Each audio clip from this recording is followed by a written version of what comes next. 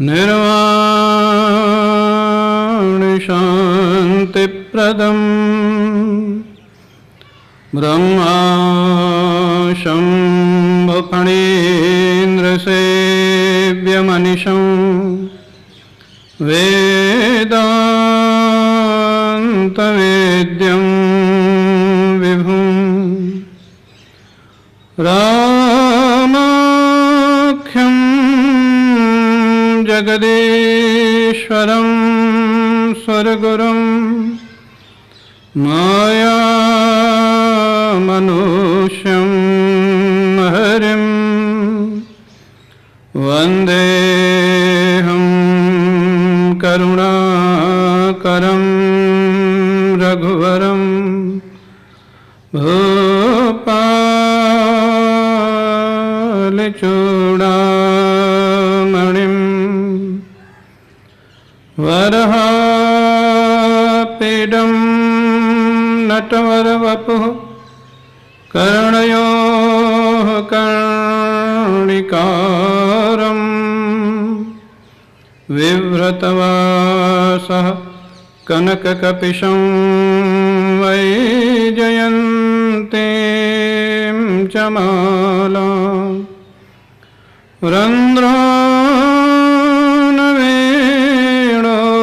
रन्ध्रानवेणोरधरसुधया पूरयन् गोपवृन्दैः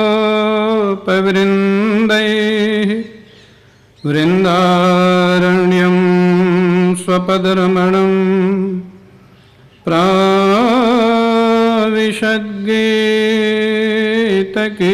प्राविशद्गीतकीर्तिः सच्चिदानन्दरूपाय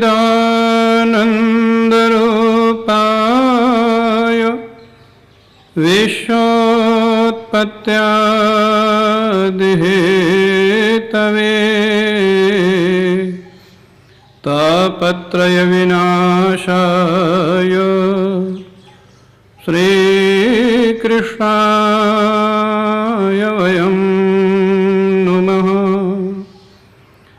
यं प्रव्रजन्तमनुपेतमपेतकृत्यं द्वैपायनो विरहकातरया जुहाव पुत्रेति तन्मयतया तरवोऽभिनेदुः तं सर्वभूतहृदयं मुनिमानतोऽस्मि।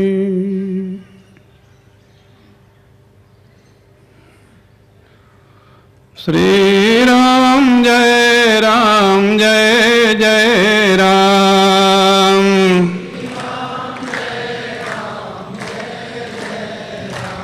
ओम श्री राम जय जय राम।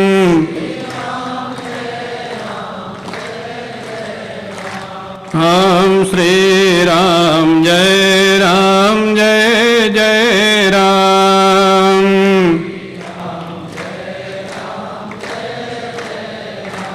ओम श्री राम जय जय राम।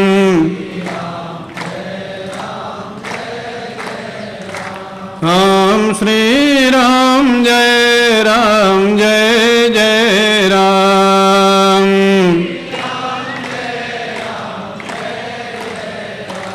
ओम श्री राम जय जय राम।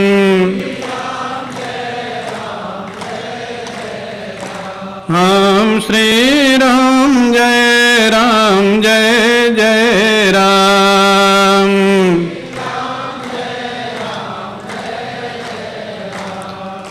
बोलिए सियावर रामचंद्र भगवान की, श्री सद्गुरुदेव भगवान की।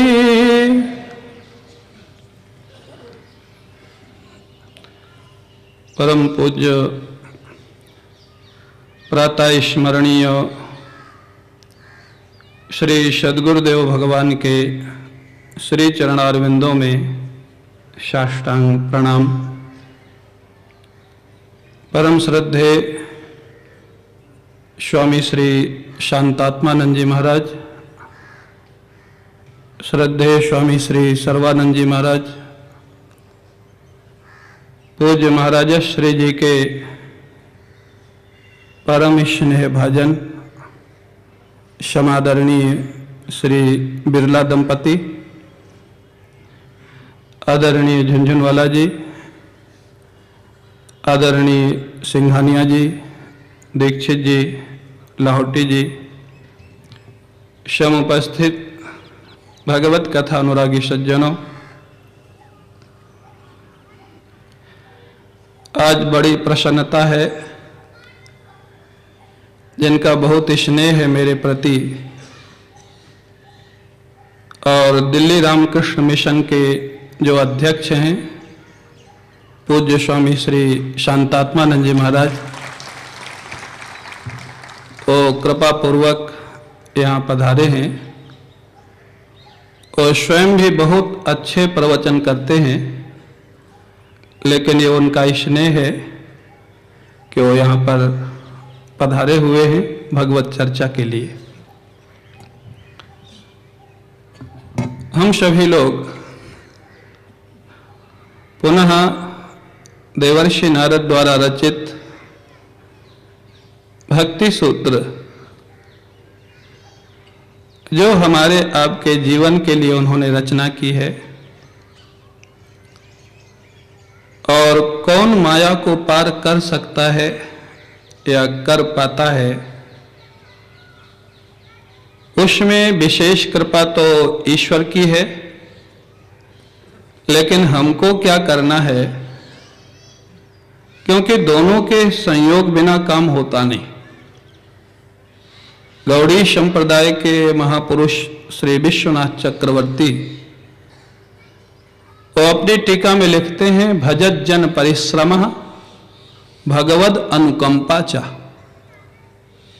भजत जन परिश्रमः माने साधक के जीवन में उत्कंठा हो, लालसा हो और प्रयास हो प्रयास हो। तो बोले क्या भगवान की कृपा तभी होती है? भगवान की कृपा तो है, लेकिन बिना प्रयास के, बिना उत्कंठा के, बिना लालसा के उसकी अनुभूति नहीं होती है। हाँ? कृपा का अनुभव करने के लिए हमको क्या करना होगा? जो लोग ऐसा मानते हैं कि जब भगवान उनकी कृपा से ही मिलते हैं तो फिर हमको क्या करना है? हमारे गुरुजी से एक बार किसी ने कहा, महाराज शास्त्रों में भी लिखा है और संत भी कहते हैं कि भगवान तो कृपा से ही मिलते हैं, तो बोले फिर हम क्या करें? तो गुरुजी व्यंग में बोले कि हाँ, तब तक तुम दुकान करो, हाँ, जब उनकी कृपा होगी तब वो मिल जाएंगे। हाँ, ये जब इच्छा नहीं होती, लालसा नहीं होती, तब ये प्रश्न खड़े होते हैं। आपको अगर पढ़ाई में कुछ चाहिए तो परिश्रम करते हैं, व्यापार में कुछ चाहिए तो परिश्रम करते हैं, सामाजिक प्रतिष्ठा चाहिए तो परिश्रम करते हैं, वहां तो ये प्रश्न नहीं लगाते कि हमको क्या करना है। हाँ? भगवान के लिए ही क्यों ये प्रश्न? तो इसलिए देवर्षि नारद कहते हैं मिलेंगे कृपा से, लेकिन वो कृपा की अनुभूति होगी तुम्हारी साधना से। उस साधना में हमको क्या करना है, क्या क्या सावधानी रखनी है, वो देवर्षि नारद वर्णन करते हैं। कल हम लोग जहां तक चर्चा किए थे, यो विविक्त स्थानम सेवते यो लोकबंधम उन्मूलयति निस्त्रैगुण्यो भवति योगक्षेमम त्यजति। ये सूत्र है आज का। विविक्त स्थानम सेवते, इसकी चर्चा अपने कर चुके हैं। उसी से प्रश्न उठाते हैं देवर्षि नारद कि मान लीजिए हमने आपकी बात मान ली, साधक कहता है कि हम अच्छे लोगों का ही संग करेंगे और विषय का संग या विषयी पुरुषों का संग छोड़ देंगे, लेकिन आजकल संख्या तो उन्हीं की ज्यादा है। हाँ? तो बोले फिर महाराज व्यवहार कैसे चलेगा, समाज में हमारी व्यवहारिकता कैसे होगी। तो अगले शब्द में देवर्षि नारद कहते हैं लोक बंधम उन्मूलयति। हाँ, लोक का जो बंधन है ना, लोक बंधन, समाज का बंधन, परिवार का बंधन, मित्रों का बंधन, ये सब लोक बंध है। बोले इसका उन्मूलन कर देता है। हाँ, उन्मूलन माने समूल समाप्त कर देता है। लोग क्या कहेंगे इसकी चिंता नहीं, और हमारा क्या होगा इसकी चिंता नहीं। हाँ। तभी ईश्वर कृपा करेगा और तभी उसकी कृपा का अनुभव होता है। अर्जुन ने इसका त्याग कर दिया था, नारायणी सेना नहीं ली उसने, श्री कृष्ण को ही लिया। हाँ, परिणाम क्या होगा उसने विचार नहीं किया इस पे। तो लोक बंधम, महाराज परिवार है, समाज है। मीरा जी ने तो प्रश्न किया था ना गोस्वामी जी महाराज से कि क्या करूं मैं, मेरा क्या कर्तव्य है। तो उन्होंने वो पद लिख के ही भेजा था, आप लोग सब जानते हैं, जाके प्रिय नराम वैदेही तजिए ताहि कोटि बैरीसम यद्यपि परम सनेही। हाँ, और उन्होंने ऐसे ऐसे उसमें दृष्टांत दिए हैं जो प्रायः सामान्य धर्म में त्यागना उचित नहीं है। हाँ, तजो पिता प्रहलाद विभीषण बंधु भरत महतारी बलि गुरु तजो। हाँ, अगर गुरु भी तुमको भगवान की भक्ति के रास्ते से इधर उधर करता है, भजन में बाधा डालता है, आप कहेंगे गुरु भी ऐसे होते हैं क्या? होते हैं। हाँ, इसलिए गुरु के साथ सदगुरु शब्द जोड़ना पड़ा। हाँ, नहीं, गुरु ही पर्याप्त है, गुरु शब्द ही पर्याप्त है। गुरु माने जो शिष्य को अंधकार से ज्ञान की तरफ ले जाए, उसका नाम गुरु। फिर गुरु के साथ सदगुरु जोड़ने की जरूरत क्यों पड़ी? बोले क्योंकि असदगुरु भी होते। हाँ, हमारे महाराज जी कभी कभी व्यंग में कहते थे कि जब गुरु जी आश्रम पर आश्रम बनाते जाएंगे तो चेला ब्रह्म चिंतन करेगा या गधा गिनेगा, क्या करेगा? भाई कितना ईटा आया, कितने बालू आए, कितनी सरिया आई, ये चेला को काम करना पड़ेगा जब गुरु जी आश्रम बनाएंगे। हाँ, गुरु जी आश्रम बनावे और चेला ब्रह्म चिंतन करे, ये तो संभव नहीं। तो इसलिए अगर गुरु भी ईश्वर के रास्ते से भटकाने वाला हो तो चिंता मत करना, गुरु को भी प्रणाम कर लेना, महाराज आप करो, हमसे ये काम नहीं होगा। तजो पिता प्रहलाद विभीषण बंधु भरत महतारी बलि गुरु तजो। कंत ब्रज बनितन। बोले परिणाम क्या हुआ भाई? माता पिता छोड़ दिया, गुरु छोड़ दिया, पति छोड़ दिया, भाई छोड़ दिया। इन लोगों का कोई दुष्परिणाम हुआ? बोले नहीं। बोले स्वार्थ के लिए नहीं छोड़ा ना, ईश्वर के लिए छोड़ा। हाँ, भगवान के लिए छोड़ा, राम के लिए छोड़ा, कृष्ण के लिए छोड़ा। तो परिणाम क्या हुआ? भे सब मंगलकारी। हाँ, परिणाम सबका अच्छा हुआ। तो लोक बंधम उन्मूलयति। इसमें थोड़ा कठोर होना पड़ता है साधक को। जो भी व्यक्ति, जो भी साधक इसमें थोड़ा गड़बड़ा गया, थोड़ा लिहाज में पड़ गया तो भगवान संभालेंगे, उसमें तो कोई दो राय नहीं है, लेकिन विलंब होगा। ये लिहाज का रास्ता नहीं है। ये तो महाराज जब ध्रुव जी चले तपस्या के लिए तो नारद जी आ गए। नारद जी को पता लग गया कि एक 5 वर्ष का बालक भगवान को पाने के लिए घर छोड़ के जा रहा है। नारद जी आ गए।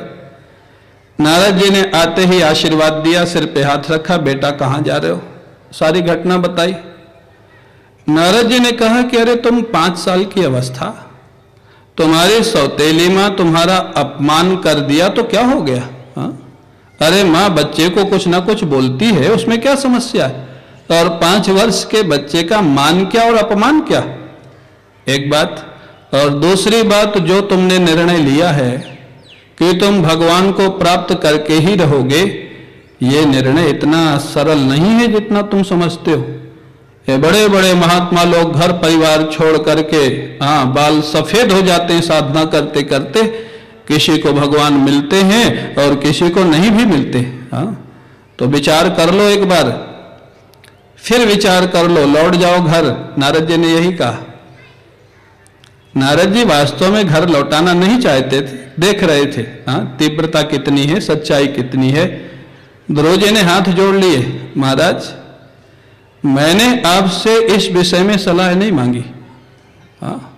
आप अपने से ही सलाह दे रहे हो, पहली बात तो। और दूसरी बात, अगर आप सलाह भी दे रहे हो तो भगवान के रास्ते की सलाह दो तो सिर माथे, नहीं तो आप कृपा करो, आपका रास्ता अलग और मेरा रास्ता अलग। नारद जी तो नाचने लग गए। नारद जी बोले, यही सुनना चाहता था मैं क्यों घर किसी को भेजूंगा, मैं अपने घर नहीं बनाया तो दूसरे का क्यों बनाऊंगा। तो सप्तर्षियों ने पार्वती जी से यही तो कहा था, नारद जी को जानती नहीं हो, उनका विवाह नहीं हुआ, भगवान ने नहीं होने दिया, तो अब वो किसी का नहीं होने देते। ये उनका स्वभाव हो गया है। तुम भी नारद जी के कहने से पगला गई। ऐसे वर के लिए तपस्या कर रहे हो जिसको विवाह की इच्छा ही नहीं है। तो कहने का अर्थ क्या है, तो लिहाज ईश्वर को लेकर के आप कितने भक्त हुए। प्रहलाद जी को देखें, हिरण्यकश्यप का कभी अपमान नहीं किया प्रहलाद जी ने। पूरा प्रहलाद चरित्र उठा के देख लें। ये सत्य और अहिंसा जो महात्मा गांधी ने जो सूत्र अपनाए और बड़ी सफलता मिली, ये भक्त प्रहलाद के सूत्र है। प्रहलाद जी ने कभी भी हिरण्यकश्यप का अपमान नहीं किया, जब भी मिले तभी साष्टांग प्रणाम किया। लेकिन हिरण्यकश्यप की जो थ्योरी थी, उसका जो मानना था, उसमें प्रहलाद जी ने कभी सहयोग नहीं किया। अपमान कभी किया नहीं, लेकिन अपने सिद्धांत से कभी समझौता किया नहीं। यही तो सत्य और अहिंसा है। हमारे शास्त्रों से ही एक एक सूत्र जिन्होंने अपना लिए, कितने सफल हुए जीवन में। ये सब शास्त्रों के सूत्र है। तो जो भक्त है, अगर वो लिहाज करेगा तो फिर वो काम नहीं कर सकता है और रास्ते में आगे नहीं बढ़ सकता है, क्योंकि दुनिया में इतने लोग हैं। और महाराज ये सच बात ये है, ये दुनिया ऐसी है ना, ये सच है। आप करके देखना, आप इसके तरफ पीठ कर लो तो ये पीछे चलेगी, और उसको पकड़ने के लिए चलो तो कभी हाथ में आने वाली नहीं है। ये माया छाया एक सी, किसी संत ने कहा है, ये दुनिया और छाया एक जैसी है। छाया को पकड़ने चलो, कभी पकड़ ही नहीं सकते, जितना दौड़ोगे उससे आगे आगे जाएगी, और उसकी पीठ कर लो तो छाया पीछे आने लग जाएगी। ये दुनिया ऐसी है। आप भगवान के भजन में चलो, रास्ते में आपको 10 आदमी समझाने आ जाएंगे, अरे किस बाबा जी ने भड़का दिया, कहाँ चक्कर में पड़ गए। और महाराज नहीं करो। यही सत्संग में 2-4 लोग मेरे परिचित बैठे हैं, उनके घर वाले मेरे से कहते थे कि महाराज ये नास्तिक है, इसको थोड़ा समझाओ, भजन करे। मैंने देखा वो नास्तिक नहीं थे, वो सच्चाई के पक्षधर थे। जब मैंने देखा कि घर में लोग आरती कर रहे हैं और व्यवहार में लोगों को धोखा दे रहे हैं, उसकी वो हंसी उड़ाते थे। बोले इस पूजा से फायदा क्या।